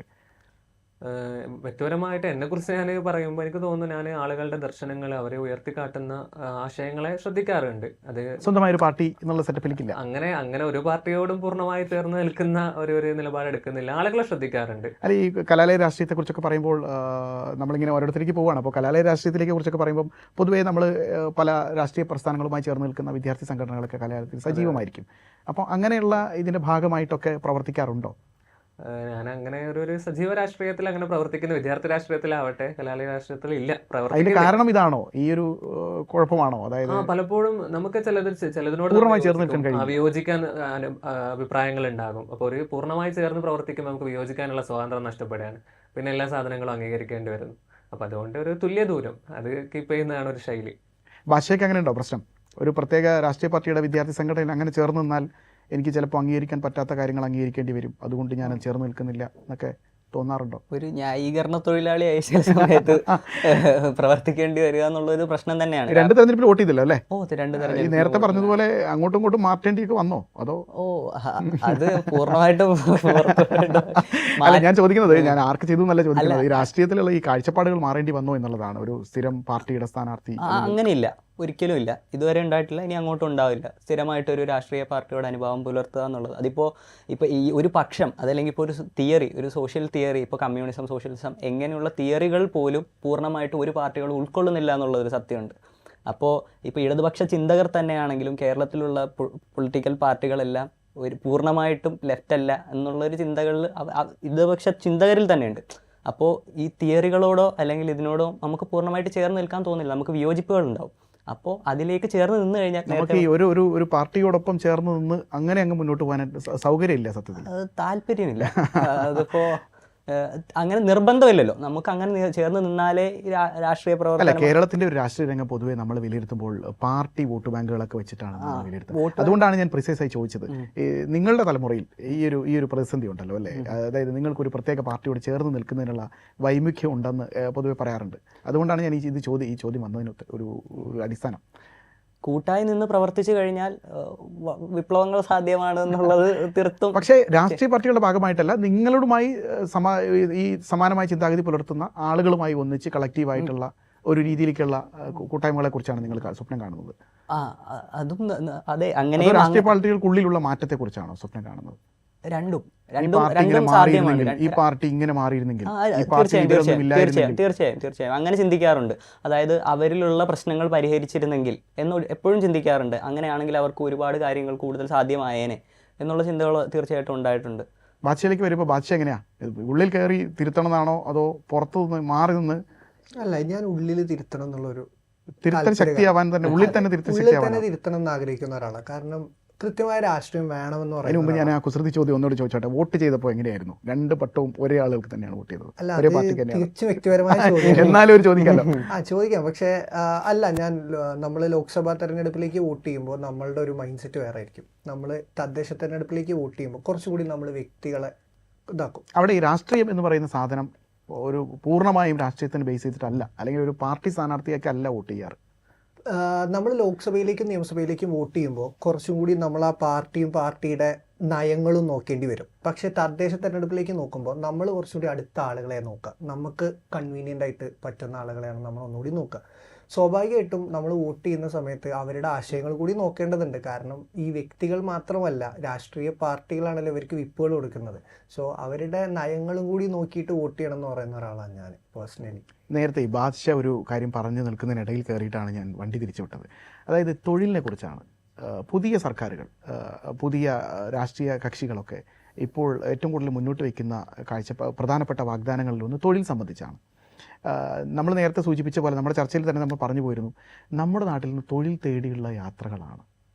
നമുക്കത് അവഗണിക്കാൻ കഴിയില്ല. പ്രത്യേകിച്ച് ജെൻസിയിൽ പെട്ട ആളുകളാണ് ഏറ്റവും കൂടുതൽ അങ്ങനെ പുറത്തേക്ക് പോകുന്നതെന്നൊരു പക്ഷേ നമുക്ക് പറയേണ്ടി വരും. കാരണം അവർക്കാണ് അതിൻ്റെ ആക്സസിബിലിറ്റി കൂടുതൽ കിട്ടാറ് പ്രായം കൊണ്ടും. അപ്പം ആ ഒരു രീതിയിൽ ഈ മുന്നോട്ട് പോകുന്നത് കേരളത്തിൽ ഒരു പക്ഷേ തൊഴിലില്ലായ്മ കൊണ്ടാണെന്നാണോ അജീർ കരുതുന്നത്? അതായത് തൊഴിലില്ലായ്മ ആണോ പ്രശ്നം? അതായത് തൊഴിൽ സൃഷ്ടിക്കുന്നതിന് സർക്കാർ പരാജയപ്പെടുന്നതാണോ പ്രശ്നം? അതോ ഇതിന് മറ്റെന്തെങ്കിലുമൊക്കെ കാരണമുണ്ടോ നിങ്ങളുടെ ഒരു ഭാഗത്തുനിന്ന്? ഇതിൽ പ്രധാനമായും 2 മേഖലകളാണ് ഈ ചോദ്യത്തിന് അഡ്രസ്സ് ചെയ്യേണ്ടത്. ഒന്ന് വിദ്യാഭ്യാസ മേഖല. ആളുകൾ എന്ത് പഠിക്കുന്നു, പഠിച്ചതിനനുസരിച്ചുള്ള തൊഴിൽ ലഭിക്കുന്നുണ്ടോ? വിദ്യാഭ്യാസ മേഖലകളിലേക്ക് വരുന്ന സമയത്ത് ചർച്ച ചെയ്യുമ്പോൾ ഇപ്പോൾ സമീപകാലത്ത് നമ്മുടെ ഹയർ സെക്കൻഡറി പാഠപുസ്തകങ്ങൾ ഭേദഗതി ചെയ്യുന്നത് നിയർലി 15 വർഷങ്ങൾക്കൊക്കെ ശേഷമാണ് ഹയർ സെക്കൻഡറി പാഠപുസ്തകങ്ങൾ ഭേദഗതി ചെയ്യുന്നത്. അപ്പോൾ ഒന്ന് ആലോചിച്ച് നോക്കൂ, എത്രമാത്രം ഓൾഡ് ടയറിലാണ് നമ്മുടെ ഒരു വിദ്യാഭ്യാസ സമ്പ്രദായം റൺ ചെയ്ത് പോകുന്നത്. ഇപ്പോൾ ഏറ്റവും അവസാനം ഇപ്പോൾ ഈ മൈക്രോസോഫ്റ്റ് AI CEO ഒക്കെ അദ്ദേഹം പറഞ്ഞു, ഒരു 12 മാസത്തിനുള്ളിൽ ഒരുപാട് ജോലികൾ AI പിടിച്ചടക്കാൻ പോവുകയാണ്. 12 മാസത്തിനുള്ളിൽ ഇത്ര വേഗത്തിൽ വിപ്ലവങ്ങൾ നടക്കുന്ന ഒരു ലോകത്ത് വിദ്യാർത്ഥികൾ, വലിയൊരു വിഭാഗം വിദ്യാർത്ഥികൾ 15 വർഷത്തോളം പഴക്കമുള്ള ഒരു വിദ്യാഭ്യാസ സാധനം പഠിക്കുന്നു. അപ്പോൾ അതിൽ ആളുകളുടെ സ്കിൽ ബേസ്ഡ് ആയിട്ടുള്ള പ്രത്യേക മേഖലകൾക്ക് പ്രാവീണ്യം നൽകുന്ന ഏരിയകൾ ഫോക്കസ് ചെയ്യുന്നില്ല. അപ്പോൾ അങ്ങനെ ഏരിയകൾ ഉണ്ടെങ്കിലാണ് നമുക്കൊരു പുതിയ തൊഴിൽ മേഖല തുറക്കപ്പെടുന്നത്. അതില്ല, ഓൾറെഡി നമ്മുടെ സിസ്റ്റത്തിനുള്ളിൽ വർക്ക് ചെയ്യുന്നില്ല. അപ്പോൾ ആളുകളെല്ലാം ഏറെക്കുറെ ഒരച്ചിൽ ഇങ്ങനെ വാർത്തു വരുന്നു. പിന്നെ അവർക്കുള്ള സാധ്യതകളോ വളരെ ലിമിറ്റഡ് ആയിട്ടുള്ള സാധ്യതകൾ, അതിനപ്പുറത്തേക്ക് അക്കോമഡേറ്റ് ചെയ്യാനുള്ള സംവിധാനങ്ങളില്ല. ഇനിയിപ്പോൾ ഈ തൊഴിൽ മേഖലയിലേക്ക് വരുന്ന സമയത്ത് തന്നെ ഇപ്പോൾ കേരള ശാസ്ത്ര സാഹിത്യ പരിഷത്തിൻ്റെ ഒരു 2019 നടന്ന പഠന പ്രകാരം പ്രൊഫഷണൽ കോഴ്സുകൾ പഠിക്കുന്ന വിദ്യാർത്ഥികൾക്ക് അല്ലെങ്കിൽ പഠിച്ചു വരുന്ന ആളുകൾക്ക് ജോലികൾ ലഭിക്കുന്നു. അതേസമയം +2 ഒക്കെ പഠിച്ചു വരുന്ന ആളുകൾക്ക് പണ്ടത്തേക്കാൾ തൊഴിൽ സാധ്യത ഉണ്ടെന്ന് പറയുന്നു. എന്നാൽ അത്ര ഒരു മേഖലയിൽ എക്സ്പെർട്ടൈസ് ആകാൻ കഴിയാത്തവർക്ക് പ്രത്യേകിച്ച് ജോലികളൊന്നും കിട്ടുന്നില്ല. പിന്നെ നമുക്ക് എല്ലാവർക്കും അറിയാം, നമ്മുടെ എക്കോണമി എന്ന് പറയുന്നത് ഒരു സർവീസ് ബേസ്ഡ് എക്കോണമിയാണ്. നമ്മൾ പ്രൊഡക്ഷനിൽ ഓവറായിട്ട് ഫോക്കസ് ചെയ്യുന്ന അല്ലെങ്കിൽ അങ്ങനെയുള്ള ഇത് നടക്കുന്ന ഒരു എക്കോണമി അല്ല. അതുകൊണ്ട് നമുക്ക് ഇവിടെയുള്ള തൊഴിൽ സാധ്യതകൾ വളരെ ലിമിറ്റഡ് ആണ്. പിന്നെ നേരത്തെ പോയി പുറത്ത് മൈഗ്രേറ്റ് ചെയ്യുന്നതിന് വേറെയും കാരണങ്ങളുണ്ടെന്ന് പറയുമ്പോൾ അടിസ്ഥാന കാരണം എന്ന് പറയുന്നത് ആളുകൾക്ക് ഇവിടെ അവർക്ക് അനുയോജ്യമായിട്ടുള്ള അവസരങ്ങളില്ല. അപ്പോൾ ഒരു കാലത്ത് ഇപ്പോൾ നമ്മൾ ഗൾഫിലേക്കൊക്കെ പോയിരുന്ന ഒരു സിസ്റ്റം എന്ന് പറഞ്ഞാൽ അതിനൊരു ട്രെൻഡ് ഈ ഉണ്ടായിരുന്നു. സർക്കാരുകളും ഇപ്പോൾ പാർട്ടികൾ മുന്നോട്ട് വയ്ക്കുന്ന ഇപ്പോൾ ഒരു പക്ഷേ ഒരു പ്രകടന പത്രികയിൽ കൂടുതൽ തൊഴിൽ സൃഷ്ടിക്കുന്നൊക്കെ പറഞ്ഞ് പല പാർട്ടികളും ഇത്തരത്തിലുള്ള കാര്യങ്ങളൊക്കെ പറയുന്നുണ്ട്. അതിൽ നമ്മൾ തൃപ്തരല്ല. തൃപ്തരാണെങ്കിൽ ഇങ്ങനെയൊന്നും സംഭവിക്കില്ല. ഈ ഡാറ്റകൾ നമുക്ക് കാണിക്കുന്നത് അങ്ങനെയല്ലല്ലോ സ്വാഭാവികമായിട്ടും. ഇപ്പോൾ ഒരു കാലത്ത് ഗൾഫിന് ഒരു ട്രെൻഡ് ഉണ്ടായിരുന്നു. ഗൾഫ് നമുക്ക് എല്ലാവർക്കും അറിയാം. ഗൾഫിലേക്ക് ആളുകൾ പോകുന്നു, people go out, money comes in, later people come in, അവർ വരുന്നു. പക്ഷെ ഇപ്പം അങ്ങനെ ഇല്ല. ആളുകൾ പോകുന്നു, പൈസ വരുന്നില്ല, അവരും വരുന്നില്ല. അപ്പോൾ ആ സിസ്റ്റത്തിന്റെ പ്രധാന തുറന്നു വെക്കുന്ന സാധനം എന്താ? ഇവിടെ അതിന് മതിയായ സാധനങ്ങളില്ല. ബാദ്ഷയ്ക്ക് അങ്ങനെയുണ്ടോ? ബാദ്ഷയ്ക്ക് പണി കിട്ടുമെന്ന് ഉറപ്പുണ്ടോ നാട്ടിൽ? അതോ പണി തേടി പുറത്ത് പോകേണ്ടി വരുമോ? നമ്മുടെ നാട്ടിൽ പണി കിട്ടുക എന്നുള്ളത്, ജോലി കിട്ടുക എന്നുള്ളത് നമ്മുടെ സ്കില്ലിനെ മാത്രം ബേസ് ചെയ്തിട്ടുള്ള, പറഞ്ഞ പോലെ നമ്മളിവിടെ ജീവിക്കുന്നത് ഒരു സർവീസ് സെക്ടർ അല്ല. പ്രൊഡക്ഷൻ ഇല്ല. നമ്മളിവിടെ പ്രൊഡക്ഷൻ ഇല്ല എന്ന് മാത്രമല്ല, നമ്മുടെ ഇവിടെ പലപ്പോഴും ഗവൺമെൻറ്റുകളുടെ നയങ്ങൾ ഈ പ്രൊഡക്ഷൻ ഉണ്ടാക്കുന്ന സാധനങ്ങളെ നമ്മൾ ഇതാക്കുന്നില്ല, പ്രൊമോട്ട് ചെയ്യുന്നില്ല എന്നുള്ളതാണ്. നമ്മളൊരിക്കലും ഒരു ഇൻഡസ്ട്രി ഫ്രണ്ട്ലി ഒരു എക്കണോമി അല്ല നമ്മുടെ. ടാക്സിങ് ആവട്ടെ, നമ്മുടെ റൂൾസ് ആവട്ടെ ഒക്കെ പറയുമ്പോൾ നമ്മൾ വലിയൊരു ഹൈ കാറ്റഗറി ഓഫ് പൊല്യൂഷൻ്റെ കൺട്രോളൊന്നും വെക്കുന്നില്ലെങ്കിൽ കൂടി ഇവിടുത്തെ ഈ പറഞ്ഞ കക്ഷി രാഷ്ട്രീയങ്ങളുടെ പ്രശ്നങ്ങൾ കാരണം നമുക്കിവിടെ ഇൻഡസ്ട്രീസ് മുന്നോട്ട് കൊണ്ടുപോകാൻ പറ്റുന്നില്ല. അതുകൊണ്ട് തന്നെ എംപ്ലോയ്മെൻറ്റ് വളരെ ലോ ആണ്. നമുക്ക് ആകെ കിട്ടുന്നത് ഈ സർവീസ് സെക്ടറാണ്. സ്കില്ലുണ്ടെങ്കിൽ നമ്മുടെ നാട്ടിൽ വർക്ക് കിട്ടാൻ വലിയ പ്രയാസമില്ല എന്ന് മനസ്സിലാക്കുന്ന ഒരാളാണ് ഞാൻ. പിന്നെ ഈ പുറത്ത് പോകുന്നവർ തിരിച്ചു വരുന്നില്ല എന്ന് പറഞ്ഞാൽ അതൊരു ഭയങ്കര ഒരു ഡേഞ്ചറാണ്. കാരണം ഇവിടെയും ഇനി ഏജിങ് ആയിരിക്കും പോപ്പുലേഷൻ പ്രായം കൂടി വരും. പ്രത്യേകിച്ച് നമ്മൾ നോക്കുകയാണെങ്കിൽ കോട്ടയത്തൊക്കെ പല വീടുകൾ ഒഴിഞ്ഞ് കിടക്കുന്നു, കുറേ സീറ്റുകൾ ബാക്കിയാവുന്നു. അത് നമ്മുടെ എഡ്യൂക്കേഷൻ സിസ്റ്റത്തിൻ്റെ ഫ്ലോ ആണ്. അല്ലാതെ ഞാൻ പറഞ്ഞത് പൂർണ്ണമായിട്ട് അതിനെ അംഗീകരിച്ചിട്ടല്ല. എന്നാൽ കൂടി വേറൊരു കാര്യം കൂടിയുണ്ട്. നമ്മുടെ അവിടുത്തെ അഡ്മിനിസ്ട്രേഷൻ സിസ്റ്റം പലപ്പോഴും ഈ യുവാക്കൾക്ക് ഒരു താല്പര്യമുള്ളതല്ല. ഒരു എക്സാമ്പിൾ പറഞ്ഞു കഴിഞ്ഞാൽ, നമ്മളൊരു രാത്രി 12 മണിക്ക് ശേഷം പുറത്തിറങ്ങി കഴിഞ്ഞാൽ പോലീസുകാർ പെട്രോളിങ്ങിൻ്റെ ഇടയിൽ വന്നിട്ട് കഴിയാൻ നിങ്ങൾ എന്താ ഇവിടെ, നിങ്ങൾ അഡ്രസ്സ് തരൂ, നിങ്ങളുടെ പേര് പറയൂ, വീടെവിടെ, നാടെവിടെ, ഇങ്ങനെയുള്ള ഒരു ക്വസ്റ്റ്യനിങ് ഒക്കെ ഉണ്ട്. എന്നാൽ മറ്റു രാജ്യങ്ങളിലൊന്നും നമുക്ക് ഈ പ്രശ്നങ്ങളില്ല. നമ്മളും അഡ്മിനിസ്ട്രേഷനും തമ്മിലൊരു കോൺഫ്ലിക്റ്റ് വരുന്നില്ല. പലപ്പോഴും നമ്മൾ ഇവിടെ ഫേസ് ചെയ്യുന്നത്, ഇവിടെ സത്യത്തിൽ അങ്ങനെ സർക്കാരിന്റെ ഭാഗത്തുനിന്നും അല്ലെങ്കിൽ പോലീസിന്റെ ഭാഗത്തുനിന്നും ഒക്കെ നമുക്ക് അങ്ങനെ ഒരു ബുദ്ധിമുട്ടുണ്ട്. ഉണ്ട്, നല്ല പോലെ ഉണ്ട്. നമ്മൾ ആഗ്രഹിക്കുന്ന ഒരു സ്വാതന്ത്ര്യം ഒന്നും കിട്ടുന്നില്ല. മാത്രമല്ല പല വിഷയങ്ങളിലും, ഇപ്പോൾ ഒരു എക്സാമ്പിൾ പറഞ്ഞാൽ, ഇപ്പോൾ ഒരു നിലവിൽ അടുത്തായിട്ട് ആകാശവാണിയിലുള്ള ഒരു പ്രൊഡ്യൂസർ ബന്ധപ്പെട്ട ഒരു വിഷയത്തിൽ ഒരാൾ പരാതി കൊടുത്തു. അവർ പറഞ്ഞത് പോലീസിന് സ്വമേധയാ കേസെടുക്കാൻ പറ്റുന്നൊരു വകുപ്പായിരുന്നു. പക്ഷെ പോലീസ് കേസെടുത്തില്ല. ഒരു വർഗീയ പരാമർശമായിരുന്നു. നമ്മൾ ജീവിക്കുന്ന നാട്ടിൽ അങ്ങനെ ഒരു കമ്മ്യൂണൽ ആയിട്ടുള്ള ഒരു പരാമർശം നടത്തിയപ്പോൾ അവർക്കെതിരെ കേസ് കൊടുക്കാൻ വേണ്ടിയിട്ട് ഒരു യുവാവ് മുന്നോട്ട് വന്നു. അയാൾ കേസ് കൊടുത്ത അയാൾ ഇന്ന് ഹൈക്കോടതിയിൽ പോയേക്കുവാണ്. പോലീസിൻ്റെ അടുത്തുനിന്ന് പോലീസ് എന്നെ പ്രതികാര നടപടി ചെയ്യുന്നു, അതൊന്നും എന്നെ രക്ഷിക്കണം എന്ന് പറഞ്ഞിട്ട് പുള്ളി ഹൈക്കോടതിയിലേക്ക് പോകുന്നു. സോ ആ ഒരു സിസ്റ്റമാണ് പ്രശ്നം. അതായത് പുള്ളി ഒരു, I think he's from a Gen Z category. I think Aftab ഈ സിസ്റ്റത്തിൽ അസ്വസ്ഥനാണോ? നമ്മുടെ ഒരു വ്യക്തി സ്വാതന്ത്ര്യത്തെയൊക്കെ വലിയ രീതിയിൽ ബുദ്ധിമുട്ടിക്കുന്നുണ്ട്. നമ്മൾക്ക് ആഗ്രഹിക്കുന്ന, നമ്മൾ അർഹിക്കുന്ന ഒരു സ്വാതന്ത്ര്യം, സ്പേസും നമുക്ക് കിട്ടുന്നില്ല. അങ്ങനെയൊക്കെ തോന്നുന്നുണ്ടോ? ഇല്ല, എനിക്കങ്ങനെ പേഴ്സണലി പറയുകയാണെങ്കിൽ, എൻ്റെ അഭിപ്രായമാണെങ്കിൽ എനിക്കങ്ങനെ വലിയ പ്രശ്നമായിട്ട് തോന്നിയിട്ടില്ല. ഇപ്പോൾ ഇതിൻ്റെയൊക്കെ പുറകിൽ കാരണങ്ങളുണ്ടെന്ന് വിശ്വസിക്കുന്ന ആളാണ്. ഇപ്പോൾ ബാദ്ഷ നേരത്തെ പറഞ്ഞ ആ പെട്രോളിങ്ങിൻ്റെ രാത്രി 12 മണിക്ക് ശേഷം ഇപ്പോൾ പൊതുവിൽ അത് നടക്കുന്ന സ്ഥലങ്ങളിൽ ആളുകൾ കുറവുള്ള സ്ഥലങ്ങളിലായിരിക്കും പ്രത്യേകിച്ച് പോലീസ് തന്നെ ഔട്ട് പോസ്റ്റ് ഉണ്ടാകുന്നതും പെട്രോളിംഗ് ഉണ്ടാകുന്നതും. അത് പിന്നീട് തൊട്ടപ്പുറത്തായിട്ട് എന്തെങ്കിലും ഒരു അനിഷ്ട സംഭവം നടന്നു കഴിഞ്ഞാൽ ഏറ്റവും ആദ്യം ആ സമയത്ത് പുറത്ത് കണ്ട ഒരു 4-5 ആളുകൾ അവരെ കേന്ദ്രീകരിച്ച് ഒരു അന്വേഷണം നടത്താനുള്ള ഉദ്ദേശത്തിലാണ് ഈ കാര്യം നടക്കുന്നത്. സമൂഹത്തെയൊക്കെ നിയന്ത്രിക്കേണ്ടത് ഒരു പോലീസിംഗ് നിയന്ത്രണം എന്നുള്ള ഒരു നമുക്കൊരു ഒഴിവാക്കാനാവാത്തൊരു സംഭവമായിട്ട് കരുതുന്നുണ്ട്. ഒഴിവാക്കണം. അതിന് മാനദണ്ഡങ്ങൾ കൃത്യമായിട്ട് ഗൈഡ് ലൈൻസ് പ്രോപ്പർ ആയിരിക്കണം എന്നുള്ളതുണ്ട്. അത് നിർബന്ധമാണ്. അത് ആർക്കും ഒരു നേരത്തെ പണ്ട് പറഞ്ഞ പോലെ നിക്കർ പോലീസ് എന്താണ് ആരെയും കൈകാര്യം ചെയ്യുന്നൊരു രീതിയിലേക്ക് പോകുന്നതിനപ്പുറത്ത് അവർക്ക് കൃത്യമായിട്ടുള്ള ഗൈഡ് ലൈൻസ് ഉണ്ടാവണം. അതിനുള്ളിൽ നിന്ന് അവർ പ്രവർത്തിക്കുക തന്നെ ചെയ്യണം. അത് ഒരു അനിവാര്യതയാണ്, സൊസൈറ്റിയുടെ അനിവാര്യതയാണ്. പ്രൈവസി എന്ന് പറയുന്ന സാധനം നമ്മുടെ ഇവിടെ മൗലികാവകാശമാണ്. കേസ്. പക്ഷേ പ്രൈവസി എന്ന് പറയുന്ന സാധനം പലപ്പോഴും ഹനിക്കപ്പെടുന്നത് സർക്കാരുകൾ തന്നെയാണ്. പലപ്പോഴും കോടതികൾ നമ്മൾ ഏറ്റവും കൂടുതൽ ഇവിടെ ഉപയോഗിക്കുന്ന നമ്മുടെ ആധാറുകൾ പോലും നമുക്കൊരു തേർഡ് പാർട്ടിയിലൂടെ നമുക്ക് കിട്ടുന്നുണ്ട്. സോ നമ്മുടെ പ്രൈവസി എത്രയാണ്? നമ്മളൊരു ഡിജിറ്റൽ മീഡിയയിൽ ഒരു പോസ്റ്റ് ഇട്ടാൽ നമുക്ക് നേരെ കേസ് വരുന്നു. സർക്കാരിനെതിരെ പോസ്റ്റ് ഇട്ടാൽ അത് പലപ്പോഴും ഉന്നതമായ രാഷ്ട്രീയത്തിൽ ഇരിക്കുന്നവരാവട്ടെ, ഇനിയല്ല തായ്ക്കിടയിൽ നമ്മളെ പോലുള്ള സാധാരണ ജനങ്ങളാവട്ടെ.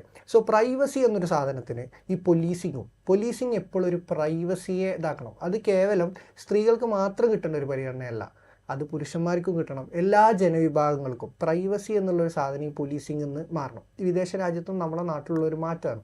പ്രൈവസി എന്ന ആ ഒരു ഫ്രീഡം അല്ലെങ്കിൽ ആ ഒരു റൈറ്റിനെ പലപ്പോഴും ഈ അഡ്മിനിസ്ട്രേഷനിൽ നമ്മൾ എപ്പോഴും കോൺഫ്ലിക്റ്റ് വരുന്നത് പോലീസിങ്ങുമായിട്ടാണ് അല്ലെങ്കിൽ ഹോം ഡിപ്പാർട്ട്മെൻറ്റുമായിട്ടാണ്. ഇവരായിട്ടാണ് നമ്മൾ കോൺഫ്ലിക്റ്റിൽ വരിക.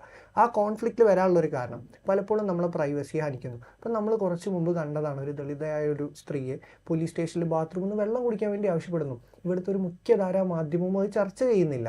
കുറച്ച് മുമ്പ് ശബരിമലയിലെ തന്ത്രിക്ക് ജയിലിൽ അനുഭവിച്ച പ്രശ്നങ്ങൾ അതൊരു വലിയ പ്രശ്നമായിട്ട് രാഷ്ട്രീയ പാർട്ടികൾ ഉയർത്തിയാണ്. അപ്പോൾ ഈ പോലീസിങ്ങും അഡ്മിനിസ്ട്രേഷനും നമ്മുടെ നാട്ടിൽ കക്ഷി രാഷ്ട്രീയ വോട്ടുകൾ അല്ലെങ്കിൽ ജാതി വോട്ടുകൾ, കക്ഷി രാഷ്ട്രീയ വോട്ടുകൾക്കപ്പുറം ജാതി മത വോട്ട് ബാങ്കുകളാണ് കൂടുതൽ. ജാതി മതം ഇതൊക്കെ ക്രൈറ്റീരിയ സ്ഥാനാർത്ഥിയാവാൻ പോലും ജെൻസി ഇതിൽ വളരെ അസ്വസ്ഥരാണ്. പക്ഷേ ഇന്നും നമ്മുടെ സമൂഹത്തിൽ കണ്ടുവരുന്ന ഒരു കാര്യം എന്താ വെച്ച് കഴിഞ്ഞാൽ ജാതി അധിക്ഷേപം അല്ലെങ്കിൽ ജാതിപരമായിട്ടുള്ള മാറ്റി നിർത്തലുകൾ, ഇതൊക്കെ കുറച്ചും കൂടി ഒന്ന് ഒഴിവാക്കാൻ സമയമായിട്ടുണ്ട്. മത സാമുദായിക നേതൃത്വം അല്ലെങ്കിൽ ജാതി അടിസ്ഥാനത്തിലുള്ള സീറ്റിങ്സ് ഇത് കുറച്ച് റിസർവേഷൻ വേണ്ടെന്നുള്ളതല്ല, പക്ഷേ ഇതിൻ്റെ നേതൃത്വം ആര് നിൽക്കണം ആര് മത്സരിക്കണം എന്ന് തീരുമാനിക്കുന്നതിൽ അല്ലെങ്കിൽ ഇവർക്കായിട്ടുള്ള ഒരു കൺസോളിഡേഷൻ ക്രിയേറ്റ് ചെയ്യുന്നതിൽ ഒരു വലിയ മാറ്റം വരണമെന്ന് ആഗ്രഹിക്കുന്ന ഒരാളാണ്. അജീറിന് അങ്ങനെ തോന്നിയിട്ടുണ്ടോ? പ്രൈവസി സർക്കാർ നിയന്ത്രിക്കുന്നതായിട്ട് വലിയ രീതിയിൽ നമ്മുടെ സ്വകാര്യതയിലേക്കൊക്കെ കടന്നു വരുന്നു, നമ്മൾ നിയന്ത്രിക്കാനൊക്കെ ആരൊക്കെ ശ്രമിക്കുന്നു എന്നങ്ങനെ തോന്നാറുണ്ട്? ഇതിൽ ഇന്ത്യൻ നിയമം, പ്രത്യേകിച്ച് സോഷ്യൽ മീഡിയ നിയമങ്ങളെ ദീർഘകാലമായിട്ട് വളരെ വലിയ അഡ്രസ്സ് ചെയ്യേണ്ട ഒരു നിയമമാണ്. പുറത്തുള്ള പ്രൈവസി നമ്മുടെ നാട്ടിലില്ല. അതൊരു സത്യമാണ്. പല രാജ്യങ്ങളിലുള്ള പ്രൈവസി നമുക്ക് ലഭിക്കുന്നില്ല. സ്വകാര്യത എന്ന് പറയുമ്പോൾ തന്നെ ജീവിക്കാനുള്ള ഒരു സുഖമാണല്ലോ, അത് തന്നെ നമുക്ക് നഷ്ടപ്പെടുന്നു എന്നാണോ പറഞ്ഞു വരുന്നത്? പൂർണ്ണാർത്ഥത്തിലല്ല. ഞാനിപ്പോൾ പ്രത്യേകിച്ച് ഇപ്പോൾ ജെൻസി ഇതിൽ നിന്ന് പറയുമ്പോൾ പ്രൈവസി പ്രത്യേകിച്ച് ഹനിക്കപ്പെടുന്ന ഒരു ഏരിയ എന്ന് പറയുന്നത് സോഷ്യൽ മീഡിയ. നമ്മൾ ഈ സോഷ്യൽ മീഡിയ പോസ്റ്റ് ഒക്കെ ചെയ്യുമ്പോൾ ഭയം തോന്നാറുണ്ടോ? ഇതെങ്ങനെയാവും അതൊക്കെ പറയപ്പെടുന്ന ഒരു സാധനം. അങ്ങനെ ഭയം എന്ന് പറയാനുള്ള ഒരു ഇല്ല, ആശങ്കയൊന്നുമില്ല. അങ്ങനെ ഈ സോഷ്യൽ മീഡിയയിൽ പ്രത്യേകിച്ച് സമൂഹ മാധ്യമങ്ങളിൽ പല കാര്യങ്ങളും പറയുമ്പോഴൊക്കെ നമുക്കിങ്ങനെ ഒരു ഇത് നമ്മളെ ആരെങ്കിലുമൊക്കെ നിരീക്ഷിക്കുന്നുണ്ടാവുമോ മറ്റെന്തെങ്കിലുമൊക്കെ അങ്ങനെ ഒരു സംവിധാനങ്ങളിലൊക്കെ അങ്ങനെ ഒരു ആശങ്കയൊക്കെ എപ്പോഴും ഉണ്ടാവാറുണ്ടോ? അതോ ഒരു ജനാധിപത്യ സംവിധാനത്തിനുള്ളിൽ നടക്കുന്ന ആരോഗ്യകരമായ സംവാദങ്ങളിലോ അഭിപ്രായ പ്രകടനങ്ങളിലോ അങ്ങനെ പേടിയോ ആശങ്കയോ ഒന്നുമില്ല. അങ്ങനെ പേടിക്കേണ്ട കാര്യമൊന്നുമില്ല എന്ന് തോന്നുന്നു. ഞാൻ കൃത്യമായി പറഞ്ഞു വന്നത് ഇപ്പോൾ സ്വകാര്യതയെക്കുറിച്ച് പുറത്തുള്ള പല സ്ഥലങ്ങളിലുള്ള പല രാജ്യങ്ങളിലുള്ള പ്രൈവസി സംഭവം നമുക്കിവിടെ കിട്ടുന്നില്ല. അപ്പോൾ അതിന് ഏറ്റവും വലിയ ഉദാഹരണമാണ് അവസാന കാലത്ത് സുപ്രീം കോടതി തന്നെ വാട്സപ്പിനോട് പറയുന്നു, നിങ്ങൾക്ക് രാജ്യത്തിലെ പൗരന്മാരുടെ പ്രൈവസിയെ സംരക്ഷിക്കാൻ കഴിയില്ലെങ്കിൽ നിങ്ങൾ രാജ്യം വിട്ട് പൊക്കോളൂ. 220 കോടി എന്തോ രൂപയാണ് പിഴ ഇനത്തിൽ ചുമത്തിയത്. അപ്പോൾ നമ്മളുടെ ഒരു പുതിയ തലമുറ ആ ഒരു പ്രതിസന്ധി അനുഭവിക്കുന്നുണ്ട്. കാരണം നമ്മളെപ്പോഴും പറയുമ്പോൾ ഈ വിദേശ രാജ്യങ്ങൾ പ്രത്യേകിച്ച് യൂറോപ്പുമായിട്ടാണ് ജെൻസി പലപ്പോഴും നമ്മുടെ കൺട്രീനെ കമ്പയർ ചെയ്യാൻ തോന്നിയിട്ടുണ്ട്. എനിക്ക് തോന്നുന്നു ആധുനിക വികസന കാഴ്ചപ്പാടുകളിലേക്ക് ഒരു മൈൽ സ്റ്റോൺ ആയിട്ട് അല്ലെങ്കിൽ ടച്ച് സ്റ്റോൺ ആയിട്ട് ഈ യൂറോപ്യൻ രാജ്യങ്ങൾ മാറുന്ന ആ പ്രവണത അത്ര ഗുണകരമാണോ? അതോ നമ്മുടെ രാജ്യത്ത് അതിനപേക്ഷിച്ച് മാറ്റങ്ങൾ ഉണ്ടാക്കണോ? അതോ നമ്മുടെ രാജ്യത്തിൻ്റെതായിട്ടുള്ള കാഴ്ചപ്പാടിൽ നിന്നുകൊണ്ട് മാറ്റം ഉണ്ടാക്കണോ? എങ്ങനെയാണ് തോന്നാറ്? ഇതിൽ വ്യക്തിപരമായി ഞാൻ പറയുന്നു, എനിക്ക് അങ്ങനത്തെ ഒരു കാഴ്ചപ്പാട് ഞാൻ പുലർത്തുന്നില്ല. വെസ്റ്റേൺ കൺട്രീസ് എന്ന് പറയുമ്പോൾ പെർട്ടിക്കുലർലി യൂറോപ്യൻ കൺട്രീസ് ആണ് എല്ലാ രീതിയിലും അടിപൊളി എന്ന് പറയുന്നത്. അങ്ങനെയൊന്നും ഞാൻ വിശ്വസിക്കുന്നില്ല. പല രാജ്യങ്ങളിൽ പല കുഴപ്പങ്ങളുണ്ട്. ഇനിയിപ്പോൾ ചില അറേബ്യൻ കൺട്രീസിൽ അതിൻ്റെതായ മെറിറ്റുകളുണ്ട്, വികസന മാതൃകകൾ. ഇപ്പോൾ ദുബായിലൊക്കെ വരുന്ന പോലത്തെ ഒരു വികസനം നമ്മുടെ നാട്ടിൽ എത്ര കൊല്ലം കഴിഞ്ഞാലായിരിക്കും വരിക എന്ന് പറയാൻ പറ്റില്ല. ചിലപ്പോൾ ആ ഒരു ടൈപ്പ് വികസനം യൂറോപ്യൻ കൺട്രീസിൽ പോലും നടക്കുന്നുണ്ടോ എന്നുള്ളൊക്കെ ചില സംശയം തോന്നും. ഇപ്പോൾ ഒരു ലൈൻ എന്നൊക്കെ പറയുന്ന ഒരു സംവിധാനം വരുന്നുണ്ടല്ലോ. അപ്പോൾ അങ്ങനെ ഒരു പെർട്ടിക്കുലർ ഒരു രാജ്യങ്ങളോട് പ്രത്യേക മമതയോ അല്ലെങ്കിൽ അതാണ് അടിപൊളി എന്ന് പറയുന്ന ഒരു നിലപാട് ജെൻസി പ്രതിനിധി എന്നുള്ള രീതിയിൽ ഞാൻ പുലർത്തുന്നില്ല. അവിടെ എന്തോ പറയാനുണ്ട്, ക്യൂരിയസ് ആയിട്ട് നോക്കി നിൽക്കുകയാണ് അവിടെ. അല്ല, ഇതിനോട് ചേർത്ത് പറയാനാണെങ്കിൽ ഇപ്പോൾ നന്മ എവിടെയെങ്കിലും ഉണ്ടെങ്കിൽ അതിനെ ഉൾക്കൊള്ളുക. അതിപ്പോൾ രാജ്യങ്ങളിലുള്ളതാണെങ്കിലും അവരുടെ സംവിധാനങ്ങളിലുള്ളതാണെങ്കിൽ നന്മയാണെങ്കിൽ അത് ഉൾക്കൊള്ളുക, അല്ലാത്തതിനെ തിരസ്കരിക്കുക. ഇവിടെ ഇങ്ങനെ നമ്മുടെ രാജ്യത്ത് ഈ ജാതി മതം ഇങ്ങനെയുള്ള സംവിധാനങ്ങളെല്ലാം കൂടെ കെട്ടുപിണഞ്ഞ് കിടക്കുന്ന ശ്വാസം മുട്ടിക്കുന്ന ഒരു സാധനമായിട്ടൊക്കെ ഫീൽ ചെയ്യാറുണ്ടോ? അത് ഉണ്ട്. അതായത് വർഗങ്ങളായി ഇങ്ങനെ തിരിക്കപ്പെടുന്നത്, ക്ലാസിഫൈ ചെയ്യപ്പെടുന്നത് അതൊരു പ്രശ്നം തന്നെയാണ്. ഇപ്പം നേരത്തെ പറഞ്ഞ ഈ വോട്ട് ബാങ്ക് രാഷ്ട്രീയങ്ങളാണെങ്കിലും അപ്പോൾ എല്ലാവരോടും ചേർന്ന് നിൽക്കാൻ സാധിക്കുന്നില്ല എന്നുള്ളത് വളരെ വലിയൊരു പ്രശ്നമാണ്. മനുഷ്യരെന്നുള്ളൊരു ടൈറ്റിലേക്ക് മാത്രം ആളുകൾ വളരാത്തത് എന്താണെന്നുള്ള രീതിയിലുള്ള ചിന്തകൾ നമുക്കുണ്ടായിട്ടുണ്ട്. അതിപ്പം റിലീജിയൻ്റെ ബേസിലാണെങ്കിലും കാസ്റ്റിൻ്റെ ബേസിലാണെങ്കിലും അങ്ങനെയുള്ള വേർതിരിക്കപ്പെടുന്ന ഒരു പ്രശ്നമായിട്ട് തന്നെ തോന്നിയിട്ടുണ്ട്. ഇവിടെ ജെൻസി പറഞ്ഞു വെക്കുന്നത് സ്ഥിരമായൊരു വോട്ട് ബാങ്ക് ആ ഒരു രാഷ്ട്രീയത്തിൻ്റെ ഒപ്പമല്ല ജെൻസിയുടെ മനസ്സെന്നാണ്. ഒരുപക്ഷെ വലിയ ഒരു ആധുനിക കാഴ്ചപ്പാടും അന്താരാഷ്ട്ര വികസന സങ്കല്പങ്ങളുമൊക്കെ മുന്നോട്ട് വയ്ക്കുന്ന ഒരു രാഷ്ട്രീയ നിലപാടിനായിരിക്കും അവരുടെ വോട്ടെന്ന് കൂടിയാണ് അവർ പറഞ്ഞു വയ്ക്കുന്നത്. ഒരുപക്ഷെ ഇത് പരമ്പരാഗത വോട്ട് ബാങ്ക് രാഷ്ട്രീയത്തിന് കേൾക്കുന്ന വലിയൊരു വെല്ലുവിളി കൂടിയായിരിക്കും. ഭാവിയിൽ ഒരുപക്ഷെ രാഷ്ട്രീയ പാർട്ടികൾ, രാഷ്ട്രീയ കക്ഷികളൊക്കെ അഭിസംബോധന ചെയ്യേണ്ടി വരുന്ന വലിയ വെല്ലുവിളിയായി ഇത് മാറിയേക്കുമെന്ന് കൂടി നമുക്ക് പറഞ്ഞു വെക്കേണ്ടതുണ്ട്. മറ്റൊരു വിഷയവുമായി അടുത്ത എപ്പിസോഡിൽ വീണ്ടും കാണാം. നന്ദി, നമസ്കാരം.